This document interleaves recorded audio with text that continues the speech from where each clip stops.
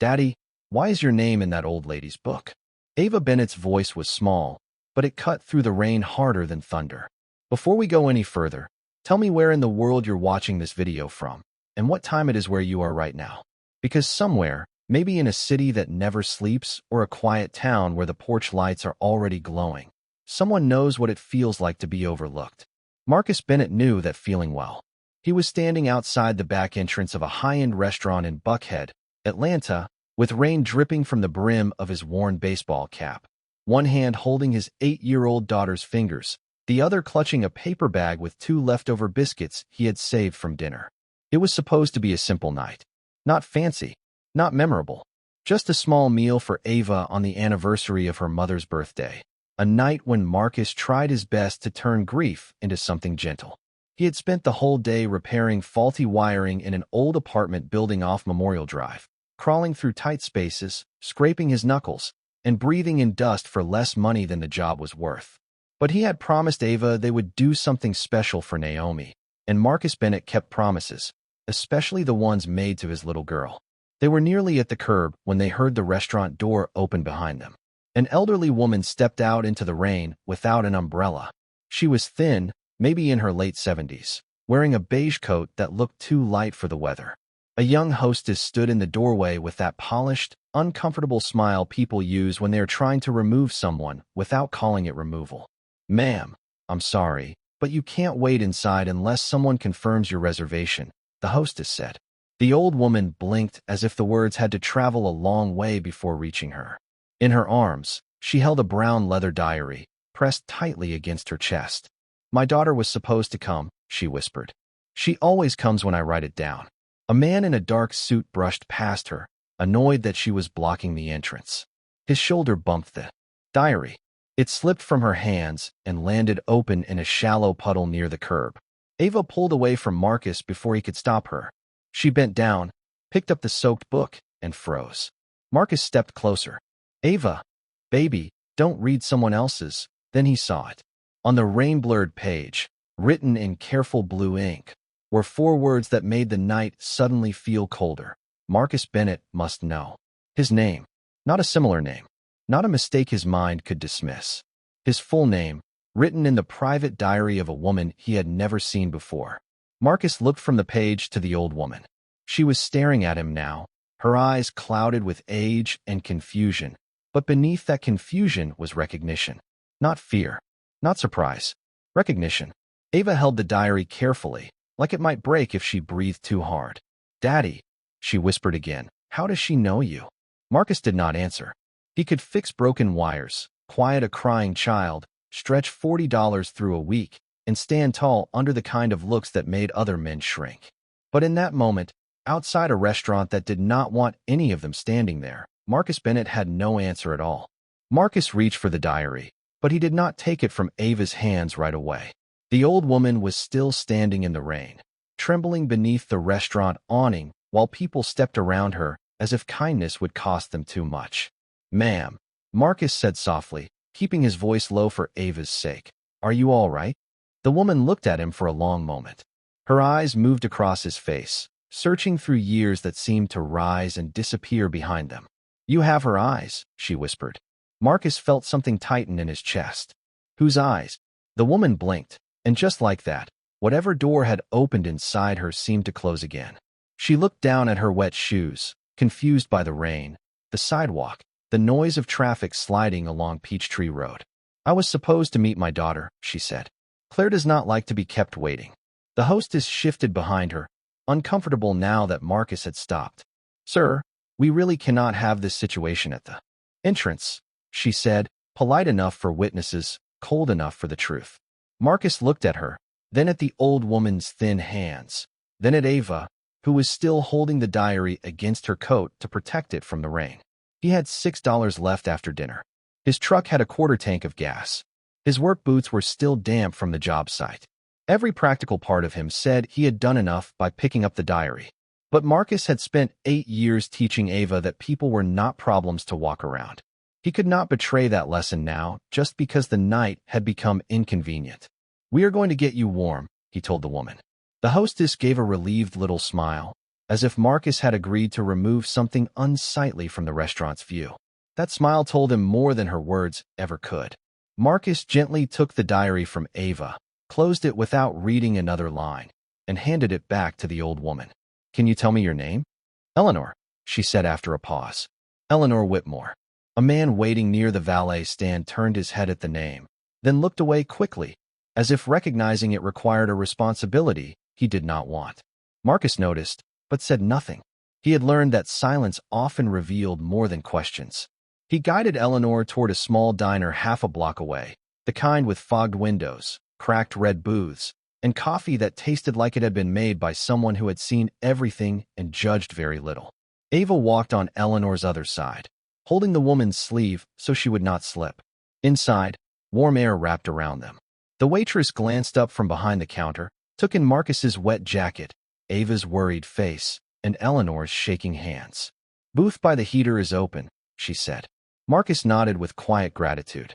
He helped Eleanor sit, then placed 2 napkins beneath the damp diary. Ava climbed in across from her. "Do you like soup?" Ava asked, with the seriousness of a child offering medicine. Eleanor smiled faintly. "I used to make chicken soup every Sunday." Marcus ordered 1 bowl, 3 spoons, and a cup of hot tea. He pretended not to notice when Ava pushed the last biscuit from their paper bag toward Eleanor. For a while, the old woman ate slowly, each spoonful bringing a little color back to her face. Then her hand moved to the diary. She opened it to a page near the middle, touched a water-stained line, and looked at Marcus with sudden clarity. "I wrote your name so I would not die before saying I was sorry." Marcus went still. Across the table, Ava stopped chewing. Outside, the rain kept falling, but inside that small diner, the whole world seemed to hold its breath. Marcus did not speak right away. He watched Eleanor's hand rest on the open diary, her fingers trembling over his name as if the ink itself had weight. Across from him, Ava looked from her father to the old woman, old enough to understand that something serious had entered the booth, too young to know where to put her fear. Marcus reached under the table and squeezed her knee gently, the silent signal he used whenever he needed her to breathe. "Sorry for what?" he asked. Eleanor's eyes filled with confusion again, then sharpened, then drifted somewhere between the two. "For not finding you sooner," she said. "For letting them tell me it was handled." Marcus felt the words move through him slowly. Handled. It was the kind of word people used when they wanted pain to sound like paperwork. "Ma'am, I think you may have me confused with someone else." Eleanor shook her head, but not with strength. It was a small motion, almost childlike. "Naomi Bennett," she whispered. The spoon in Marcus's hand touched the saucer with a soft sound. He had not heard his mother's full name spoken by a stranger in years. To most people, Naomi was a photograph on his dresser, a voice in old memory, a woman who used to sing while folding laundry and who died with too many bills unopened on the kitchen table.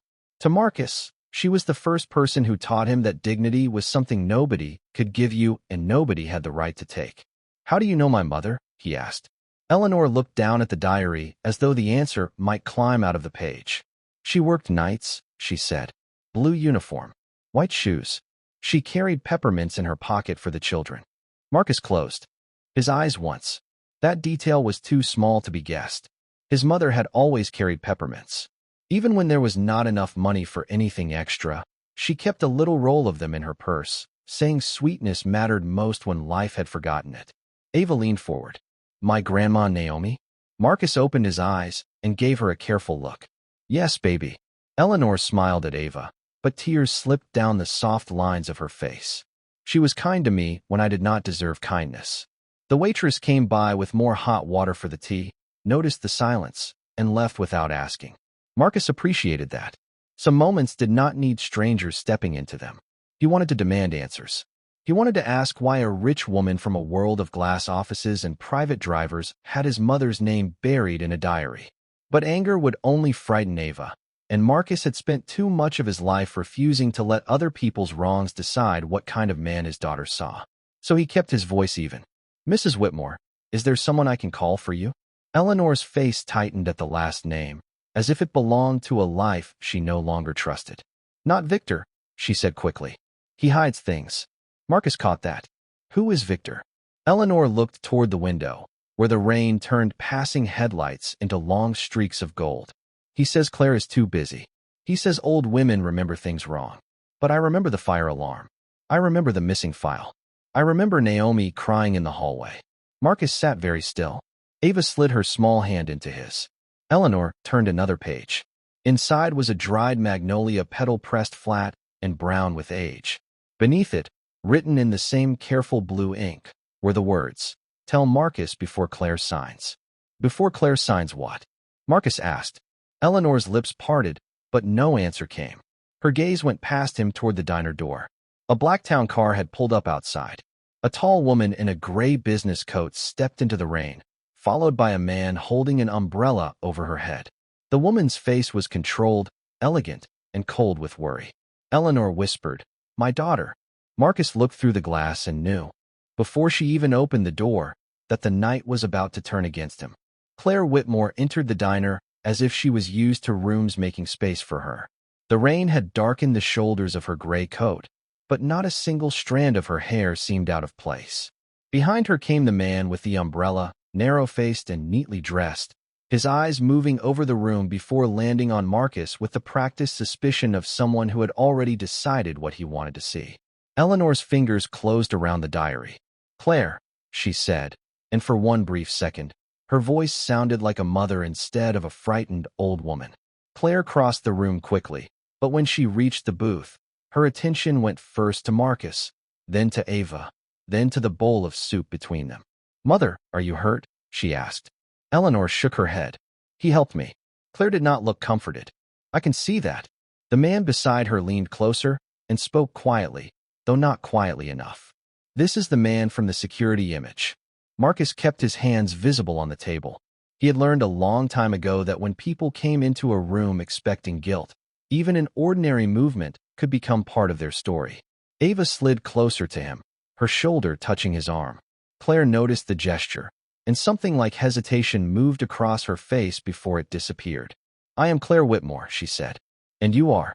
Marcus looked at Eleanor, then back at Claire. "Marcus Bennett." The name struck the table harder than he expected. Claire's expression tightened, not with recognition exactly, but with the sharp discomfort of a person hearing something she had been warned about. The man beside her stiffened. "Interesting," he said. "Very interesting." Marcus turned his eyes toward him. "And you are?" "Victor Hale," the man replied. "Family Council." He said it like a badge, but Marcus heard the warning inside it. Claire reached for her mother's arm. "We are going home." Eleanor pulled back, clutching the diary to her chest. "No. He has to know." "Mother, not here." "Naomi," Eleanor said, louder this time. "Naomi Bennett." The diner seemed to quiet around them. Claire's face changed, just slightly, but Victor moved faster. He placed a hand near the edge of the table, not touching Eleanor, only claiming the space. "Mrs. Whitmore has had a long night," he said. "She sometimes connects unrelated memories. It is part of what we have been managing." Marcus heard the word managing and disliked it immediately. Eleanor was not a leaking pipe or a broken lock. She was a woman, scared and cold, trying to hold on to a truth everyone around her seemed determined to organize out of existence. "She knew my mother's name," Marcus said. "She knew details she should not know." Claire's eyes moved to him then, truly looking at him for the first time. Not at his wet jacket, not at his work boots. Him. "What exactly did she tell you?" Victor answered before Marcus could. "Claire, this is not appropriate. Your mother was found with a stranger after leaving a private residence without notice. We should involve her doctor, not have a conversation in a roadside diner." Ava lifted her chin. "It is not a roadside diner. It is Miss Patty's diner, and he is not a stranger anymore." Marcus gently touched her hand. "Ava." But Miss Patty, the waitress behind the counter, pretended very hard not to smile. Claire looked at the little girl, and the coldness in her face cracked for half a heartbeat. Then she saw the diary. "Mother, give me the book." Eleanor shook her head, terrified now. "Victor takes pages." The words landed softly, but Victor's face lost color. Marcus saw it. Claire saw Marcus see it. For the first time since she entered, uncertainty crossed her eyes. Outside, thunder rolled over Atlanta, low and distant. Inside, Eleanor opened the diary with shaking hands, turned to the page with the dried magnolia petal, and pushed it toward her daughter. "Read it before you sign away the hospital." she whispered. Read what I did to Naomi Bennett. Claire looked down at the page, but for several seconds she did not read. Her mother's words seemed to frighten her more than the storm outside, more than the possibility that a stranger had sat across from Eleanor with a bowl of soup and a child who spoke too honestly. Victor reached for the diary. Claire, this is exactly what I warned you about. Your mother is confusing old guilt with present reality. Claire did not hand it to him. That was the first thing Marcus noticed. The second was Eleanor's face. The old woman was watching her daughter with the fragile hope of someone who had waited years for one honest minute. Claire lowered her eyes and began to read silently. Marcus did not lean forward. He did not ask to see the page. Whatever was written there belonged first to a mother and daughter who had spent too long speaking through lawyers, nurses, calendar reminders, and locked doors. Ava rested both hands around her cup of water, her little brow folded with worry. Marcus gently moved the biscuit closer to her, though none of them had any appetite left. Claire's face changed line by line. The smooth control she had carried into the diner began to loosen. Not dramatically. Claire Whitmore was not the kind of woman who fell apart in public. But her mouth softened. Her shoulders dropped by an inch. Her eyes stopped looking like a chief executive officer's eyes and started looking like a daughter's. This says Naomi Bennett was dismissed from Whitmore Memorial in 1998, Claire said quietly.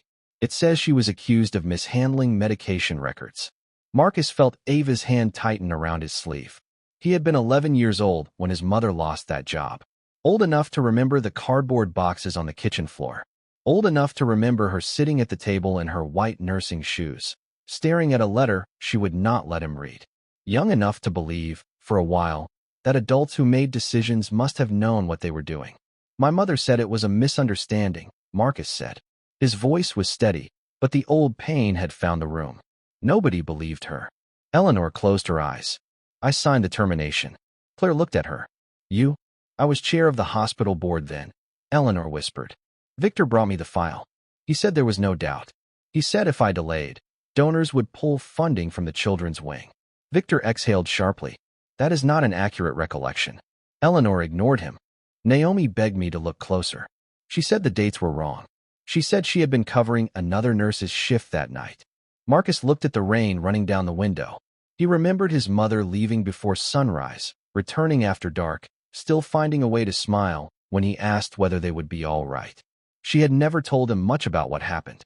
She only said, "Baby, sometimes truth moves slower than lies, but you still walk with your head up until it catches up." Claire turned another page. Her hands were not shaking, but they were no longer still. Mother, there are notes here about missing payroll logs, pharmacy reports, witness statements. I asked for them later, Eleanor said, when I realized something was wrong. Victor told me the archive had been destroyed in a flood. Marcus looked at Victor then. Victor's eyes were cold now, not suspicious, not concerned, just cold. This is family history, Victor said. Mr. Bennett has no place in it. Marcus answered softly. My mother is in that book. That gives me a place. Ava looked up at him, and he saw the question she was too polite to ask in front of strangers. Was Grandma Naomi blamed for something she did not do? Marcus placed his hand over hers. He could not protect her from every truth, but he could show her how to stand in one without losing herself. Claire kept reading until she reached the last line on the page. Her lips parted slightly. Before Claire signs, she said, Mother, what am I about to sign? Eleanor opened her eyes and looked directly at Victor. For one clear, painful moment, there was no confusion in her at all. The sale, she said. He needs you to sell Whitmore Memorial before the old files are opened. Victor's face barely moved, but the silence around him changed. It was the kind of silence that comes when a room understands there is more danger in a calm man than in a loud one. Claire closed the diary slowly and kept her palm on top of it, as if the old book had become evidence instead of memory. Victor, she said, what sale? He gave a thin smile. The one your board has reviewed for 3 months. The one that keeps your mother's legacy from collapsing under outdated liabilities. You told me Whitmore Memorial had no unresolved historical claims, because none have been legally active. Marcus heard the carefulness in that answer. So did Claire. Eleanor sat straighter in the booth, tired but determined. He uses words like curtains, she whispered. Pretty enough to hide the window. Ava looked at her father. and Marcus could see that she was frightened, not by shouting, because no one had shouted, but by the discovery that grown people could bury truth and call it business. He slid one arm around the back of her seat. "You are all right, baby," he said. "Just listen." Claire turned to Victor. "Did you know Naomi Bennett's file was missing?" Victor looked toward the counter, then back at her. "I know that old personnel disputes are common in hospitals. I know grief makes families search for someone to blame. And I know your mother's condition has made her vulnerable to suggestions." He looked at Marcus when he said the last word. Marcus did not rise to it. He had been underestimated in nicer rooms by people with better suits. "I have not suggested anything," Marcus said. "Your mother said my mother's name before she knew who I was to her." Claire's expression sharpened. "What do you mean?" "She looked at me outside that restaurant and said I had her eyes." Eleanor reached across the table, not for Marcus, but for Ava's hand. Ava hesitated, then let the old woman touch her fingers. "Naomi's kindness did not die," Eleanor said softly. It kept walking. Claire looked away as if those words had found something tender she kept locked behind schedules and signatures. For years, she had known her mother as difficult, forgetful, embarrassing at public functions, and impossible at family dinners. She had not known Eleanor was carrying a diary full of names, apologies, and warnings no one had allowed her to finish. "I want the files opened," Claire said. Victor's smile vanished. "That would be reckless. I did not ask whether it was convenient." "Claire, think carefully. The sale closes tomorrow at 10 in the morning. If you delay, the buyers can walk, the board can question your judgment, and reporters can turn your mother's private confusion into a public spectacle."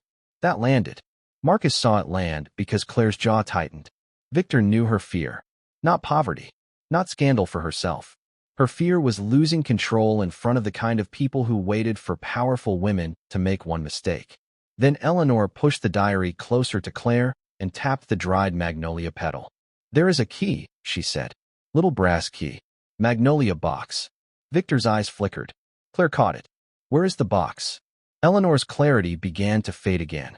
She looked around the diner, suddenly unsure of the booth, the storm, even the daughter sitting beside her. "I put it where sick children could hear music," she murmured. Naomi liked the piano. Marcus felt the memory before he understood it. Whitmore Memorial had an old lobby piano, a dark upright near the children's ward. His mother used to mention it when she came home from night shifts. She said when a child was scared before surgery, she would press one soft note and tell them hospitals were less lonely when something inside them could still sing. Claire looked at Marcus. "Do you know what she means?" Marcus swallowed hard. "I think so." Victor stepped back from the table, already reaching inside his coat for his phone. Claire's voice stopped him. "Do not call anyone." For the first time that night, Victor looked truly afraid. Claire did not wait for Victor to agree. She took Eleanor's coat from the booth, wrapped it carefully around her mother's shoulders, and looked at Marcus with a seriousness that had lost all its polish. "Mr. Bennett, if you are willing, I need you to come with us." Marcus glanced down at Ava. It was late. Her eyelids were heavy, and the purple beads at the ends of her braids clicked softly when she leaned against him. Every fatherly instinct in him wanted to take her home, make her cocoa, and let this storm belong to someone else. But then he thought of Naomi Bennett sitting at their old kitchen table, blamed for something she had not done, still telling her son to walk with his head up. "We will follow in my truck," he said. Victor stepped forward. "That is unnecessary." Claire turned on him. "You are done deciding what is necessary." The drive to Whitmore Memorial took 20 minutes through slick Atlanta streets. Marcus kept both hands on the wheel, the heater humming low, Ava wrapped in his spare sweatshirt beside him. "Daddy," she said quietly, "was Grandma Naomi a nurse there?" "Yes." "Was she good?" Marcus looked at the road ahead, where red brake lights blurred in the rain. "She was the kind of good people remember even after they try to forget." Ava nodded as if that answer was enough to carry. Whitmore Memorial rose ahead of them, 11 stories of pale stone and glass, older than the towers around it, but still proud in the rain. The lobby was nearly empty at that hour, except for a security guard, a nurse with a paper cup of coffee, and an old upright piano standing near the children's wing hallway. Marcus stopped when he saw it. The wood was darker than he remembered from childhood visits, its finish scratched, its brass pedals dulled by years of shoes and time. But there it was. Eleanor's eyes filled when Claire guided her inside. "Naomi played here," she whispered. Not songs. Just little notes for scared children. Claire looked at the piano, then at Marcus. Where would a box be hidden? Marcus walked slowly toward it. He was not a detective. He was a man who fixed things, and fixing things had taught him that people often hid what mattered in places others stopped noticing. He crouched beside the piano and ran his fingers along the lower panel. Ava knelt beside him without being asked. Daddy, look, she whispered. Near the left leg, tucked behind a loosened strip of wood, was a small brass key taped flat with yellowed paper. Marcus peeled it free and handed it to Claire. Eleanor began to cry softly, not with panic, but with relief. I remembered, she said. Claire closed her hand around the key. Where is the box, Mother? Eleanor pointed toward the wall beyond the piano, where a faded donor plaque listed names from another era. At the bottom was a small locked cabinet no one in the lobby seemed to notice. Claire knelt, fitted the key, and opened it. Inside sat a narrow magnolia wood box. Victor appeared at the entrance, just as Claire lifted the lid. His voice came out tight. Claire, stop. But she had already seen the envelopes. Naomi Bennett's name was written across the first one in Eleanor's careful hand. Under it were payroll logs, pharmacy reports, handwritten statements, and one sealed cassette tape labeled, "The Truth Before It Disappears." Marcus stared at his mother's name, and for the first time that night, the years did not feel buried. They felt awake. Claire lifted the first envelope with both hands, and Marcus saw the strength she was using just to keep from shaking. The lobby clock above the reception desk read 10:47 at night. Somewhere upstairs, a nurse laughed softly at something a patient had said, and the sound made the discovery feel even stranger, as if ordinary life had continued for 28 years while this truth waited behind a piano. Victor walked toward them, his shoes clicking against the polished floor. Those documents belong to the hospital, he said. They should be reviewed by counsel before anyone jumps to conclusions. Claire did not look at him. I am counsel enough for my own family tonight. She opened the envelope. The first pages were copies of shift schedules from 1998. Naomi Bennett's name appeared in neat type across several lines, but on the night she had been accused of mishandling medication records, the schedule showed she had been reassigned to the children's wing. A second page carried 3 handwritten statements from nurses who said the same thing. Naomi had not been near the pharmacy cabinet. Marcus read over Claire's shoulder, not touching the paper, afraid that if he did, the ache in his chest might become too large to hold.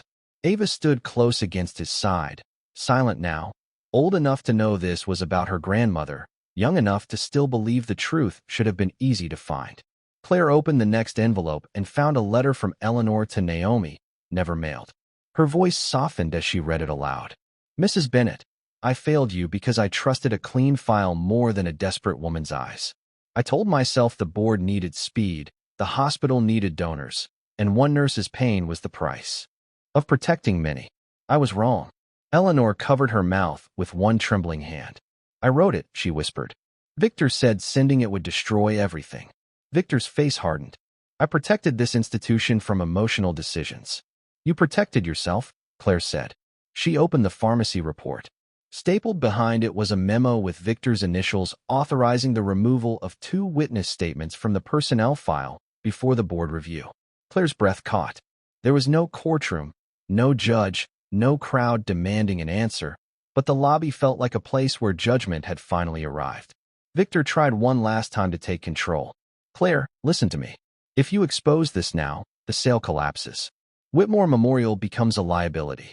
Your mother's reputation becomes a headline. Your leadership becomes questionable. Is that what you want? Claire turned to him slowly. What I want is to know how many people paid the price for your clean paperwork. The words were quiet, but they ended something. Victor looked past her toward the security desk, perhaps measuring whether anyone still saw him as important. The guard had already reached for the phone. Claire lifted the cassette tape from the box. Can we play this? She asked. The nurse with the coffee stepped forward. There is an old recorder in the volunteer office. 5 minutes later, Eleanor's younger voice filled the empty lobby, thin with fear, but clear. She spoke of altered logs, hidden statements, pressure from Victor, and a promise to find Naomi Bennett before it was too late. Marcus closed his eyes when he heard his mother's name. He did not cry. Not then. He simply stood taller, as if Naomi herself had reminded him how. When the tape ended, Claire faced Marcus with tears shining but not falling. Your mother was innocent, she said.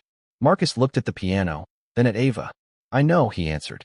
But now the world will, too. Claire did not sign the sale the next morning. At 9:18, while the board waited behind a long glass table and Victor's empty chair sat near the end, she placed the magnolia box in the center of the room and told them Whitmore Memorial would not be sold. To bury its past. It would be repaired because of it. By noon, Victor Hale was removed from every position of authority and escorted from the building with a folder of unanswered questions following him. There was no shouting, no spectacle, no cruel celebration. Marcus stood at the back of the room with Ava beside him, watching a different kind of justice take shape, the kind that did not need to humiliate anyone to be real. Claire read Naomi Bennett's name into the official record. She read the corrected report. She read the statements that had been hidden for 28 years. Then she looked at Marcus and said, in front of the board, the nurses, and the hospital staff who had gathered quietly near the doors, this institution failed your mother. My family failed your mother. I failed her by inheriting silence and calling it order. Today that ends. Marcus felt Ava's small hand slip into his. For most of his life, his mother's story had lived in the tight places. Unopened bills, quiet shame, neighbors who stopped asking questions, employers who saw a file before they saw a woman. Now her name filled a room that had once pushed her out. That was enough to make his throat ache, but he kept his head high. Afterward, Claire found him near the old lobby piano. Eleanor sat nearby in a wheelchair, wrapped in a soft blue blanket, tired but peaceful. Her diary rested on her lap. I know an apology cannot give back what was taken, Claire said. Marcus looked at her for a long moment. No, he said. It cannot. Claire accepted that without flinching. Then I will not insult you by pretending it can. But I can make sure her name is clean. I can reopen every file Victor touched. I can build something that protects families instead of protecting reputations. In the weeks that followed, she did exactly that. Whitmore Memorial created the Naomi Bennett Patient Advocacy Fund for single parents, elderly patients without family support, and workers who had been silenced by paperwork they could not fight. A brass plaque was placed beside the piano, not large, not flashy, just honest, in honor of Naomi Bennett, whose kindness outlived injustice. Marcus brought Ava to see it. On a clear Saturday afternoon, Eleanor was waiting in the garden courtyard, where magnolia trees shaded the benches and the city sounded far away. She handed Ava the diary with both hands. This belongs with someone who still believes people should be seen, she said. Ava looked at her father before accepting it. Marcus nodded. Eleanor turned to him, tears gathering again. Can you forgive an old woman who found the truth too late? Marcus sat beside her. The question deserved more than a quick answer. I cannot make the past painless, he said, and I will not pretend my mother did not suffer. But you told the truth when it cost you something. That is where forgiveness can begin. Eleanor closed her eyes, and for the first time since Marcus had met her, the guilt on her face loosened. Ava opened the diary to a blank page at the back. With careful handwriting, she wrote one final line beneath all the old sorrow. My daddy helped her before he knew who she was, and that is why she remembered his name. Marcus read the words, then looked at the magnolia branches moving softly above them. He thought of Naomi's peppermints, her tired smile, her voice telling him to walk with his head up until truth caught up. It had taken 28 years, a stormy night, a forgotten diary, and the kindness of a child who refused to step around an old woman in the rain. But truth had finally arrived.